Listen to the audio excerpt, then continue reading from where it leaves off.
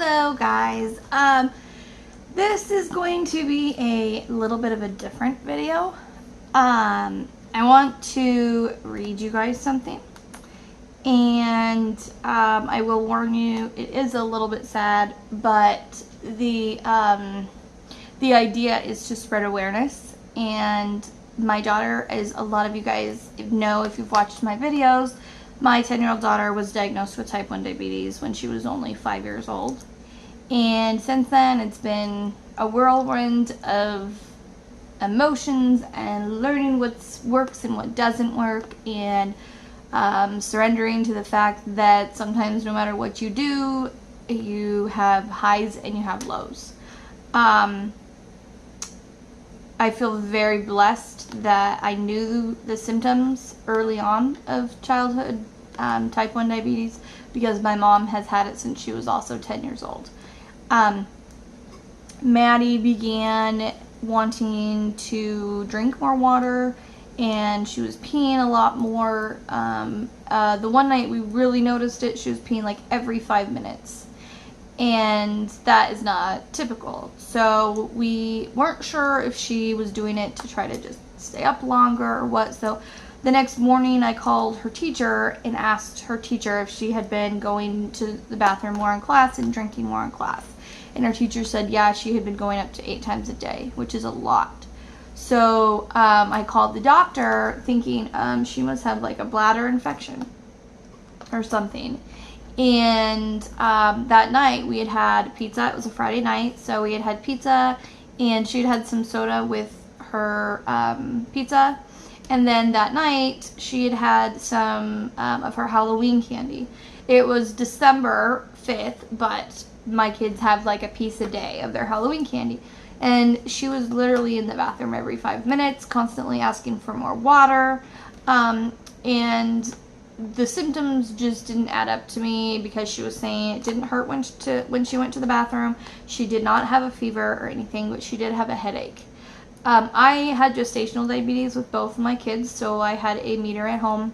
And so when she fell asleep, I went in and I checked her blood sugar, and her blood sugar was 584. Which, if you don't know anything about diabetes, that is extremely high. Anything over 80 is high for a non-diabetic. Sometimes you can hit like 120 if you had just eaten or something, but you should never be over that. So I instantly knew that that's what she had, was type 1 diabetes. I was fairly confident.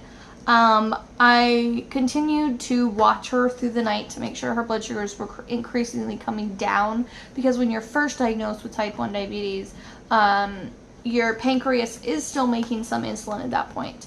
And so I watched her. She, slowly came down throughout the night, and we took her in about 5 a.m. that next morning, which was a Saturday. We got to the hospital, and the doctor smelt her breath and instantly was like, yeah, you're probably right, but let's go ahead and check her blood sugar. We checked her blood sugar, and she was 284. That was a fasting blood sugar, so she hadn't had anything to eat since the night before. So that's really high. So they transferred her over to the Children's Hospital, and luckily, because we caught it so early, Maddie was in terrific spirits. She didn't feel sick at that point. She thought it was going to be really cool to go in an ambulance, so she did. We got to the hospital, and of course they confirmed the diagnosis with what's called an A1C test, which is a blood test that checks your averages over the last 3 months. And you shouldn't be, a non-diabetic shouldn't really be over 6, and hers was 9.4. And so, it was a confirmed diagnosis, and we had to stay in the hospital we got there Saturday morning, and we stayed till Wednesday, because over the weekend they don't have those extra, like the nutritionist and all those diabetic educators are not there on the weekends. So we had to wait till Monday to be educated, but they said that Maddie was one of the first kids to skip in and down the hall to her room, because most kids are wheeled on a stretcher, some conscious and some barely conscious. They're usually really, really sick by the time they are actually diagnosed. A lot of doctors will say it's the flu, And of course, what do you give your child when they have the flu? Sprite, 7-Up, Gatorade, all those things to try to rehydrate them, juice, and those are things that make it worse. So I work with a foundation. It's called Test One Drop, which is basically, it's just trying to get the word out and making sure that doctors, just because it's such an easy, cheap test to do, that it should be done. It should be done regularly. And if a child comes in presenting any symptoms of the flu or anything, it should be done. And too many children are too sick at diagnosis, and some don't make it, which is, it's devastating. And we have seen that happen over the last 5 years of people that's happened to, and it's devastating to hear that, because as a parent,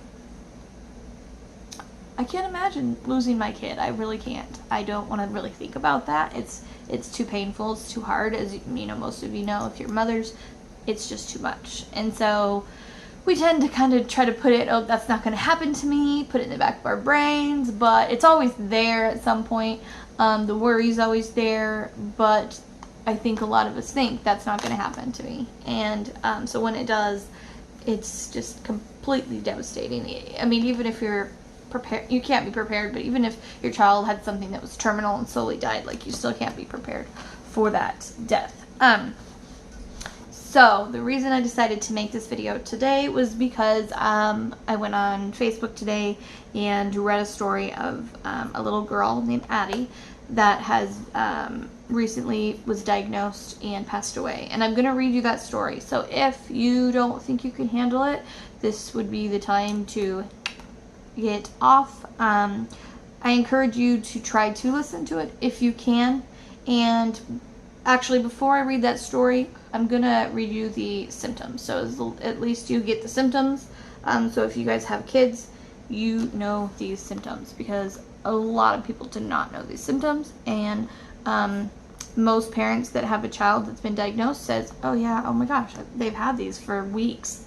And because when you get type 1, your pancreas slowly dies, so you're still getting insulin, so you don't tend to get really sick for weeks after starting all these symptoms. So if it's caught early, it's so much, it's key. Like with Maddie, her diagnosis was so less traumatic because we caught it so early, and for us and for her.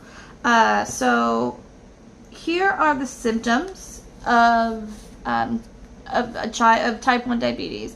Typically, they are diagnosed at a young age, but you can be diagnosed later in life, as teenagers, as young adults. So excessive thirst, frequent urinating, bedwetting, increased appetite, sugar cravings, abdominal pain, irritability or mood changes, headaches, vision changes, blurriness, itchy skin, vaginal yeast infection, thrush, slow healing wounds, reoccurring infections, sudden weight loss, flushed, hot, dry skin, muscle or leg cramps, fruity, scented breath, nausea, vomiting. Those are all the earlier symptoms of the disease starting to progress and take over. And then these are the more alarming symptoms, and if you've had any of the previous symptoms and then you get these symptoms, you need to go to the ER or take your child immediately to the ER. Nausea and vomiting, weakness and fatigue, shortness of breath, labored breathing, drowsiness or lethargy, confusion, and unconsciousness.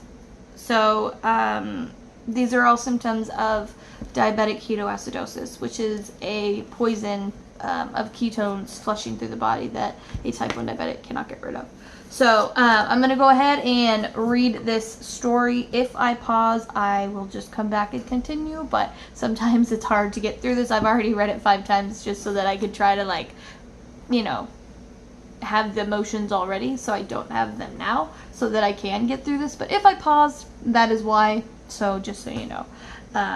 Because it still gets me, even though I've read it, even though it's not my child, I don't know this person, But I relate. Any parent can relate to that, and then especially when it's the same illness that your child has. So bear with me. Righty. First of all, I'm going to show you this picture. This is Addie, as a healthy little girl. And then I'm going to show you this picture. And this is the last picture that was taken of her with her blue eyes opened. So, alrighty, let me scroll back to the top. Alright, I'm reading off my tablet here, so bear with me with that too. I'm not used to reading off of these things. My eyes tend to go kind of wonky, which is why I'm wearing my reading glasses, which I don't do very often. Alright. 3 hours after this picture was taken, our sweet daughter slipped into a coma. This is the last picture of Addie with her beautiful blue eyes opened. This is a picture of a very sick girl. 7 years ago today, Addie's parents took their sick daughter to the ER for her 5th birthday that was less than 6 weeks away. So, we have had numerous deaths that had happened. This is one that really started this foundation of Test 1 Drop.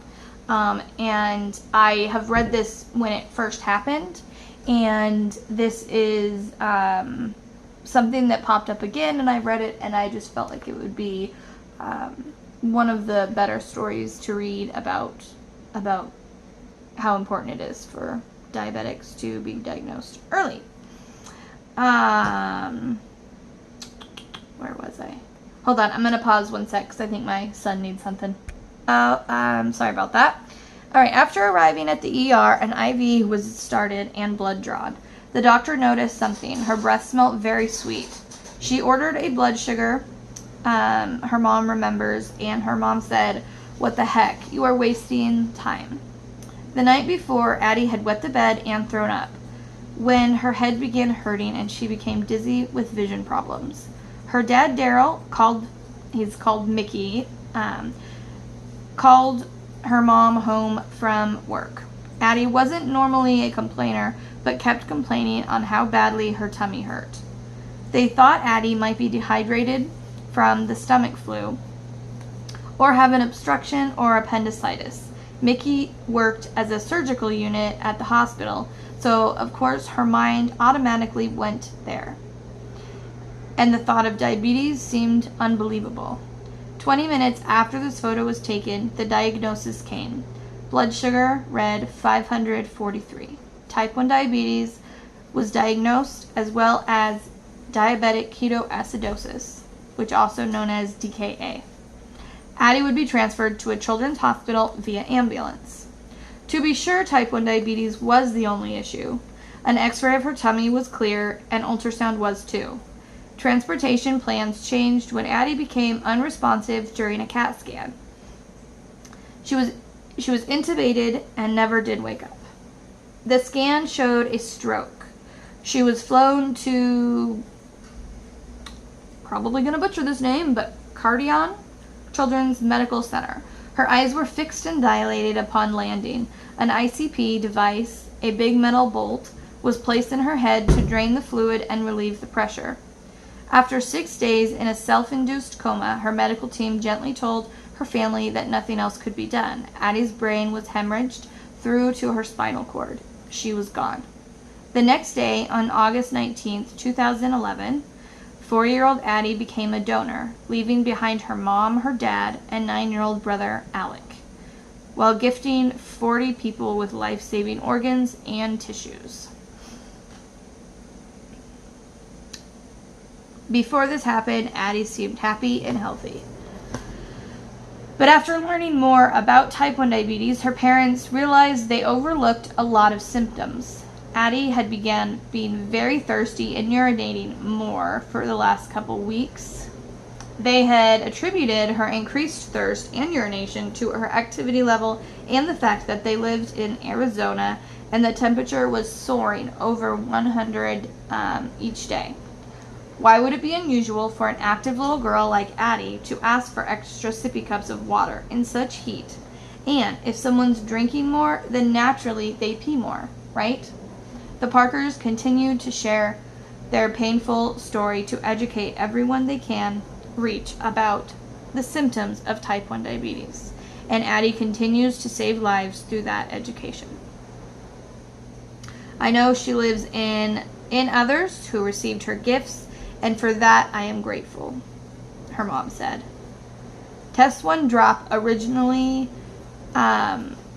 started to get doctors taking this very easy, inexpensive test, and it's also to educate parents that if your child is having these symptoms, to push the doctors to do this simple blood test.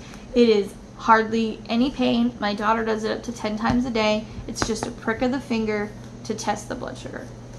That's it. And as you can see with Maddie's story, it turned out really good. She was happy and fairly healthy through her diagnosis because it was caught so early. But it wasn't for Addie. They didn't know these symptoms. Even her mother, who worked in a hospital, had no idea of these early symptoms. And she probably could still be here today if the parents did know these symptoms. But it's not something that's talked about very often. It's not something that the doctors educate parents on. Therefore, this unfortunately is the case. Many children a year are diagnosed in comas, having strokes, some surviving and some not. The ones that do survive have a lifelong recovery road because, as you know, strokes are extremely damaging to the brain. And so I really wanted to get this out there and just kind of one more platform to talk about this and educate people on the dangers of this disease, but also the symptoms, so that you can be proactive if your children starts having these early symptoms. So that is all I have for you for this video. I hope that you enjoyed. I mean, I know that's a weird thing to say, but I hope you enjoyed listening to how beneficial knowing these symptoms can be. And I'm going to follow it up with a few pictures of Maddie at diagnosis and then thereafter diagnosis, and how these pictures are just to show you that a child can live with type 1 diabetes and they can have a happy, healthy life that is not stopped by this. It's just a little bit slowed down because you have to do extra things. Checking the blood sugar, there's no longer, having a snack without thinking about it. There's no longer being at a family party and just eating something without thinking and planning ahead. So that is what this video is for. So I hope that you have a great and wonderful day. And don't forget, you are braver than you believe, stronger than you seem, and smarter than you think. Keep on shining. Bye, guys.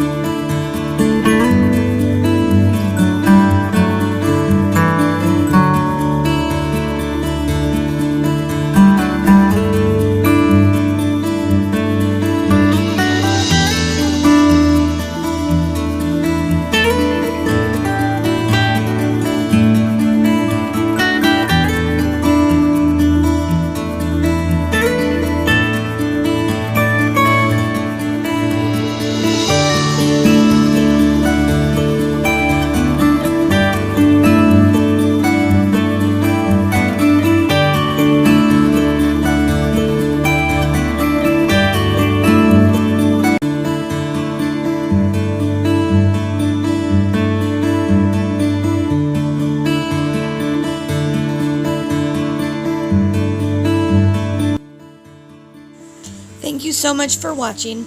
Please spread the awareness to as many people as you can. By sharing this, you could just save a life. Maddie's story turned out okay, but so many others are not that lucky. I will put Test 1 Drop link in the description below.